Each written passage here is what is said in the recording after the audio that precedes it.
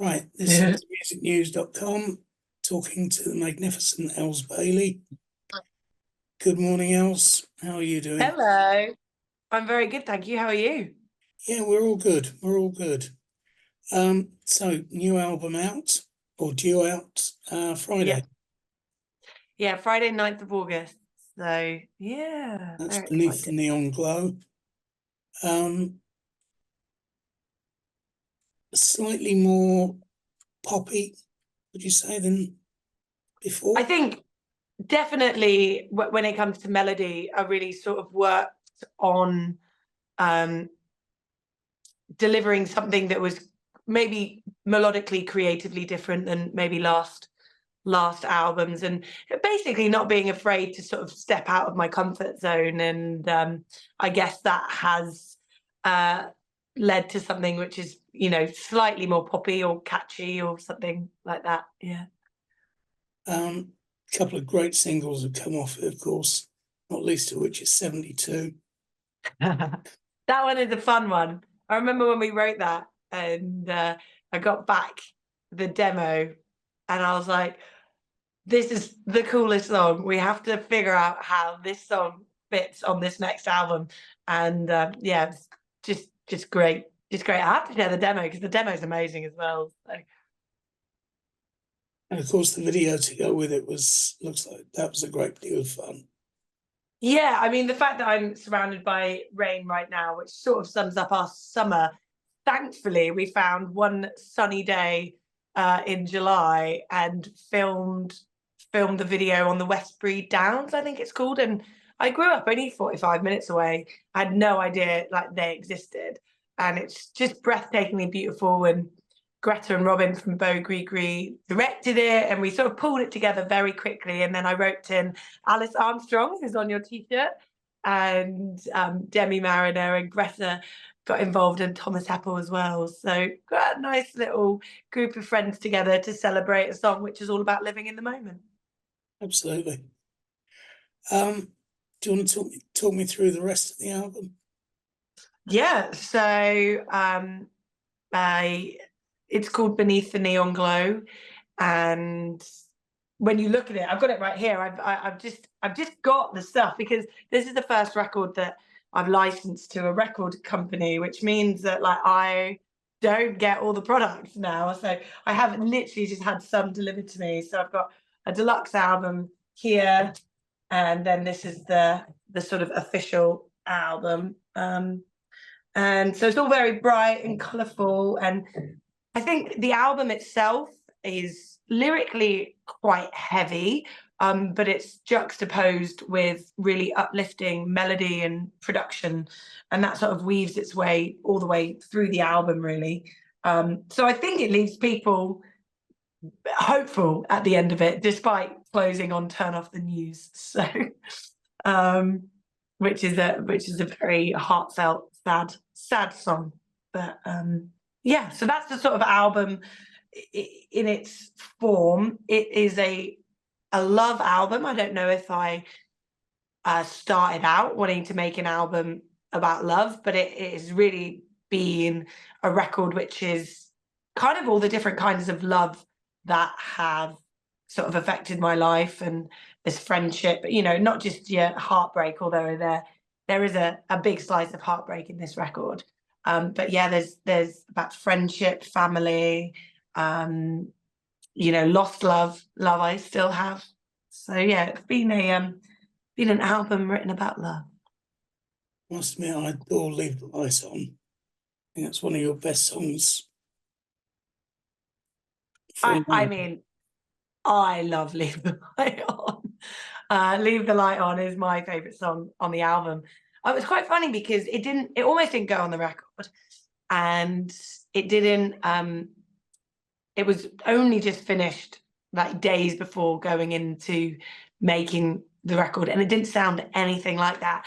And like a lot of my songs, especially written with Will Edmonds, who's written Medicine Man with me and Stones. It started as a guitar riff, so it was very like, and then we were like, because we went into making this record and we thought, let's not just put everything on the guitar. And that was actually Joe's idea. So it just shows how, you know, Joe is not in any way self-centered or anything like that. And he was like, you know, let's, where we could put something on the guitar, actually, let's let another instrument do it. And so we kind of let it on the Whirly, and we put the piano riff on the Wurlitzer, and it just totally like changed the song in a different direction, and we sped it up, and it turned into this like beautiful slice of Americana and a guitar solo that is just wonderful. Every time I hear it, it gives me such joy. It is it's a gorgeous song, but when I first heard of it, my immediate thought went to Beth Hart's "Leave the Light On." It's almost the positive side of that song.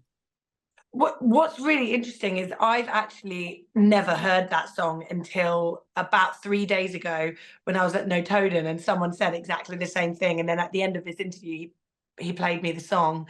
That's the No Toden Blues Festival, which Beth headlined last year. And when we were thinking about titles for the album, I was like, oh, maybe Leave the Light On could be a title. And I just put it into Spotify just to see, because it's quite a common name. I went to see whose albums were called Leave the Light On, and up popped Beth Hart. And I thought, I better not call an album Leave the Light On if Beth Hart's already done it. But yeah, I'd never heard a song until 3 days ago. And it's, oh my gosh, I heard the Live at Paradiso version, which is absolutely stunning. So Beth always leaves her soul Totally on the stage at every performance. Yeah, I've seen her live a few times. She is quite special. Yeah, How are you? she really As is. are you. Where are you going to be launching the album?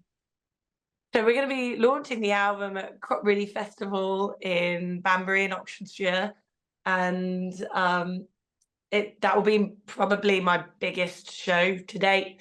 If everyone arrives, it'll be 20,000 people. So I figured that'd be a great place to launch the album, which is very exciting. And then we're going off on a total opposite. We're doing an in-store tour, which is very intimate, to very, very small crowds, all in little rooms and in record stores. And so that's going to be really fun as well. So we've got the polar opposites served up for, you know, the next couple of days.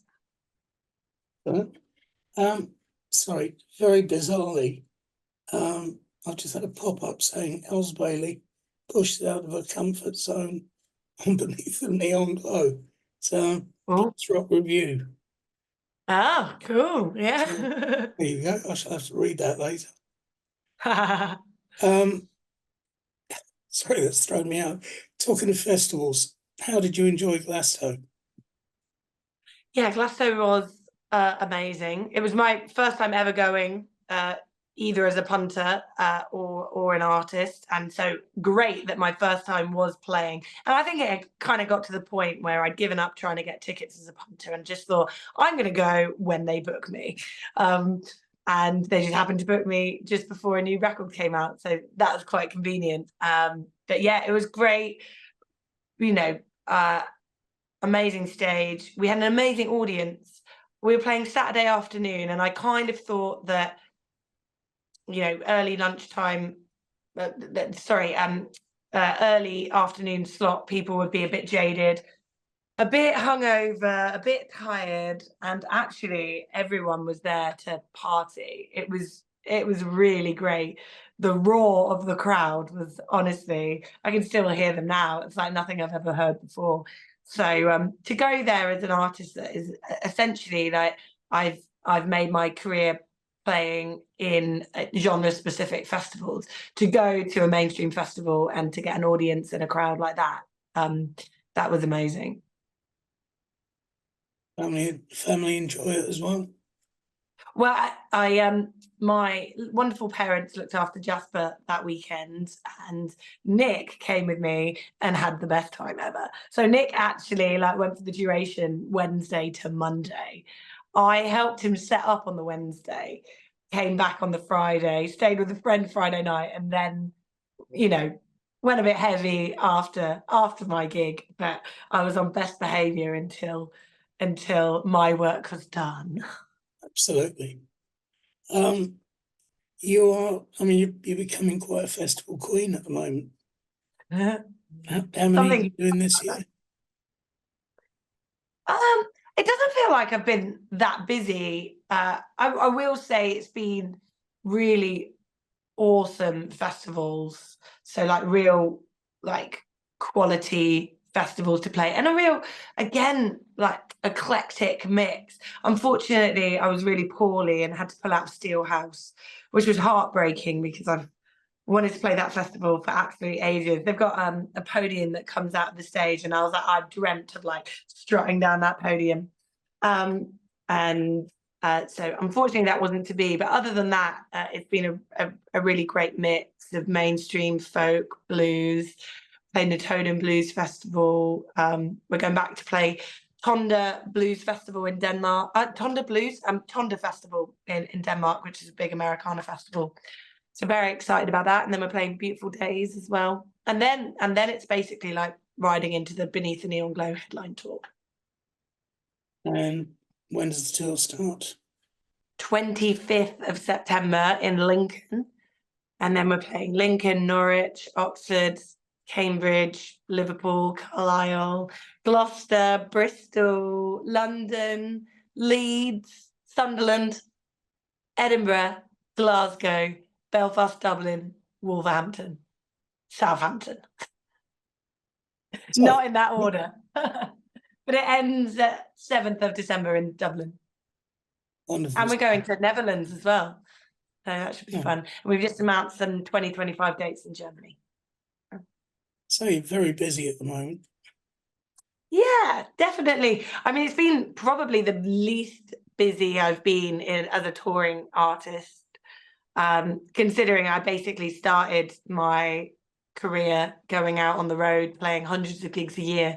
This year has been the most quiet, but you know, it's all going to kick off now. So I won't be saying that at the end of the year, but it was nice to be at home. I've basically been at home with only a night or two away since January. So that's been nice. And now we've got to get used to me coming and going again. So Still, are you writing at the moment? not really. I wrote 40 songs last year. I've written 2.5 this year. So you'd say no, but I've kind of written my next record already. So I've just enjoyed Beneath the Neon Glow and the recording of that, the mixing, and then also like getting it stage ready. We had Shining in the Half Light, you know, we had 3 years to get really good at that. We don't have that with Beneath the Neon Glow. We've got a few festivals. So yeah, it's been quite a lot of pressure, I think, getting this album sort of stage worthy. But it sounded great. It sounded fun, and I'm looking forward to the tour and really like bedding in the songs and you know, I'm feeling good about them. I was really nervous about touring them, but now I'm not. I'm feeling like it's going to be a really good tour. And you're the same band as always. Same band as always. Give or take a few. You know, Johnny's off with Robin Ford for a couple of days, and Matt's got a couple of trips with other people. Matt tends to do is sort of like 60% of my touring, and Gary does about 40. But Matt makes sure he's very, very good. Make sure he carves out lots of time for his family, which is the most important thing. So Absolutely, it's a nice balance, and Gary does an amazing job at sitting in for Matt. So I feel very, very comfortable with all the players that are playing with me. good. Sounds like you're in a very happy place at the moment.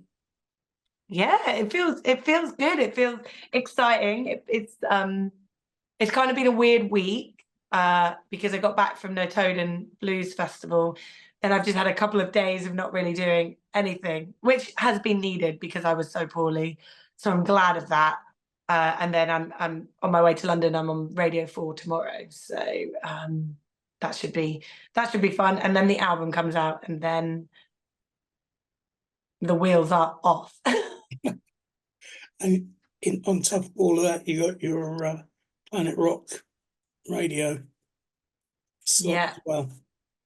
Yeah, so I basically pre-recorded quite a lot of shows to make sure that I was all ready for this week. So yeah, I think I pre-recorded 3, but what's quite interesting is I did them all whilst I was ill. So for the course of like 3-4 weeks, you'll hear a very husky Elles, and actually it was all recorded on the same day. Don't say I said that, but you know, you got to do what you got to do. So I wasn't that all, you know, I haven't been that poorly for that long, but it might sound like from Planet Rock, it's like, oh, she's still ill. But no, they were pre-records. Excellent. Okay, Els, I know you're very busy at the minute, so I'll say thank you very much for all of that. Oh, it's so great. I'm glad we were finally able to sort this out. So very Absolutely. special. I'm sure we can do it again when the next album comes out. Yeah, so it'll be about 3 weeks' time. So Okay, Elles Bailey, Beneath the Neon Glow comes out on Friday.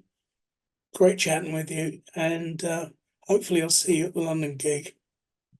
see you at the London gig. Yeah, If looking it's forward to catching accessible. up. Thanks very much.